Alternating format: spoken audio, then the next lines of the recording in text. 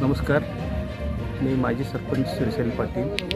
आपल्या गावात आतापर्यंत दीड वाजले आहेत। आतापर्यंत 40% मतदान झाले।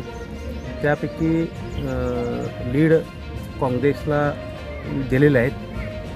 सर्व कार्यकर्त्यांचा सर्वांचा गावांचा कौल काँग्रेसवर आहेत। मग ह्या पुढच्या अजून 2-3 तासामध्ये अजून लीड होईल अशा आशा बाळगतो आणि 100% लीड होईल।